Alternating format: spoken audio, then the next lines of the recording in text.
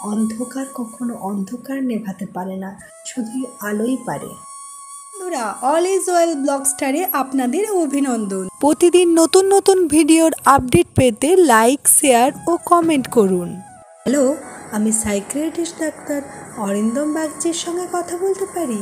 হ্যাঁ বলুন, আমি ওনার পিএ বলছি। আসলে আজ আমার অ্যাপয়েন্টমেন্ট ফিক্সড করা ছিল ওনার সাথে। আচ্ছা, আপনার নামটা একবার বলুন। অন্তরা। অন্তরা মিত্র। 1 মিনিট প্লিজ। শিওর। হ্যাঁ, অন্তরা মিত্র পেয়েছি। হ্যাঁ, আজ দুপুর 2টোয় কলেজ স্ট্রিটে কফি হাউসে চলে আসবেন। ওপরে উঠে একদম বাম দিকের টেবিলটায় বসবেন। কফি হাউসে ওনার চেম্বার? ওটাই ওনার চেম্বার। বুঝলাম না। যেমন বলা হচ্ছে করুন। আর আশা করি আপনার জানা আছে ডক্টর পার পেশেন্ট সময় দেন অনেক বেশি, তাই তার চার্জটাও তুলনায় বেশি। হ্যাঁ জানি। Money is the not problem, I want solution. I am tired with my life. বেশ, তাহলে দুটোই চলে আসুন। রাখলাম। Have a nice day. কি অদ্ভুত, কফি হাউসে কোন ডাক্তার দেখে? পাগল দেখতে দেখতে ডাক্তারও পাগল হয়ে গিয়েছে বোধহয়। কিন্তু আর পারা যাচ্ছিল না। রাতে ঘুমের ওষুধ ছাড়া ঘুম নেই। নানা রকমের বাজে দুশ্চিন্তা, আদৌ যার কোনো ভ্যালু নেই। সবসময় একটা ভয়। কিসের ভয় ভাবতে বসলে আর কোনো উত্তর মেলে না, কিন্তু ভয়টা ঝাঁকিয়ে ধরে থাকে সব সময়। বারবার মানি ব্যাগ চেক, হারিয়ে গেল না তো। ঘরে ঢুকে ছিটকানি বারবার চেক। ও জানে ভালো করে যে ছিটকানি ও টেনেছে, তাও মনে হয় যদি খোলা থেকে যায়। বাড়াবাড়ি পর্যায়ে চলে যাচ্ছিল, তাই সবাই বলতো কেমন মন মরা হয়ে থাকে সব সময়। শেষে নিজেই সাহস করে সিদ্ধান্তটা নিল অন্তরা। স্নান করে হালকা একটু খেয়ে রেডি হয়ে নিল। ক্যাব বুক করে পৌঁছে গেল কলেজ স্ট্রিটে। ওপরে উঠে বাম দিকের টেবিলটায় গিয়ে বসলো। কফি হাউস অন্তরার পছন্দের জায়গা নয়। সিগারেটের গন্ধ সহ্য হয় না একেবারেই। 2টো বাজতে মিনিট 10 দেরি। কফি হাউস আজ তুলনামূলকভাবে অনেকটা ফাঁকা। সামনের টেবিলে প্রায় সমবয়সী ছেলে কফি নিয়ে ফোন ঘাঁটছে। সবাই নিজের নিজের মতন গল্প করছে, ধোঁয়া ওড়াচ্ছে। 2টো বাজলো। 2:15, 2:30। ফোন করলো, ফোনও তোলে না। কি অদ্ভুত। হঠাৎ করে সামনে বসা সেই ছেলেটি উঠে এসে টেবিলে বসলো। এক্সকিউজ মি, আপনাকে অনেকক্ষণ ধরে দেখছি। আপনি কি ডক্টর বাগচি এখানে আসতে বলেছেন? বিস্মিত হয় অন্তরা। আপনি কি করে জানলেন? আমারও তো সেম কেস। এদিকে ফোনও ধরছে না। কি বাজে ঝামেলায় পড়লাম। দেখি আর আধ ঘন্টার মতো, মনে তো হয় না আর আসবেন। দেখা যাক। অল্প বিস্তর কথা হলো। অন্তরা ভীষণ ইন্ট্রোভার্ট। অচেনা লোকের সাথে একদম কথা বলতে পারে না। তাও ছেলেটার সঙ্গে অনেক কথা বলল। ছেলেটা ভীষণ মজাদার। কথায় কথায় হাসে। মনে হচ্ছিল না যে এর কোনো মানসিক রোগ থাকতে পারে। তবুও বাইরের থেকে কি আর সব বোঝা যায়? 3টে বাজলো, ফোনও ধরছে না। না, এবার উঠতে হয়। আচ্ছা, আপনার প্ল্যান কি আজ? কোনো প্ল্যান নেই। ডাক্তার তো অনেক সময় নিয়ে দেখেন শুনছিলাম, তাই আর কোনো প্ল্যান রাখিনি। আমিও তো তাই। আচ্ছা, আপনি তো বলেন কলকাতা তেমন চেনেন না। চলুন আপনাকে কলকাতা চেনাই। কিভাবে শুনি? প্রথমেই যাব কাছের পুটিরামে কড়াইশুঁটির কচুরি আর রাবড়ি দিয়ে টিফিন। তারপর মেট্রো করে ময়দান। শীতের কুয়াশা ঘেরা ময়দান ভীষণ মায়াবী। তারপর হলুদ ট্যাক্সি করে কাছেই প্রিন্সেপ ঘাট।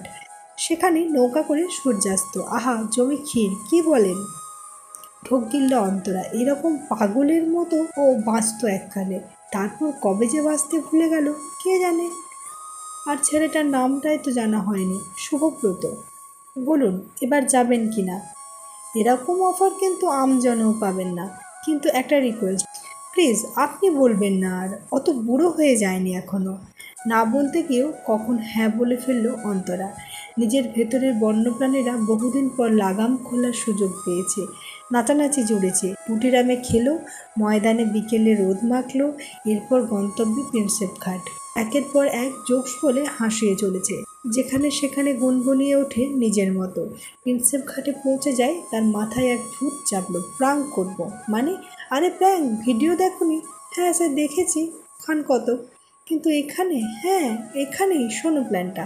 লোকজন এই রাস্তা দিয়ে হেঁটে যাচ্ছে, তো আমি প্রথমে হাঁটতে হাঁটতে একটা জায়গায় এমনভাবে টপকাবো যেন ওখানে কিছু পড়ে আছে। আসলে কিছুই নেই, কিন্তু ভান করব।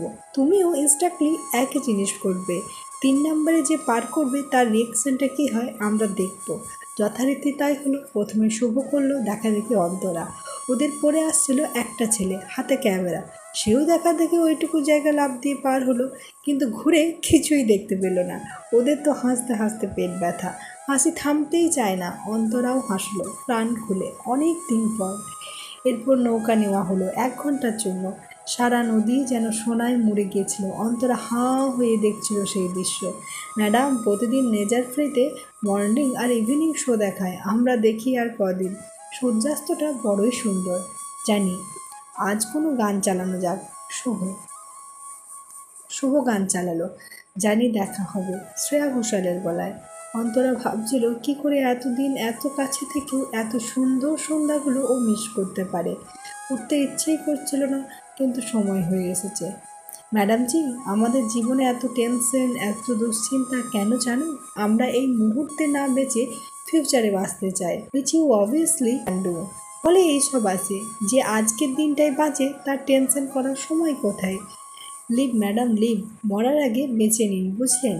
অন্তরা তখনও ঘোরে। অনেকদিন পর একটা সত্যিকারের ভালো দিন কাটলো। রাত হয়েছে, ক্যাব বুক করলো।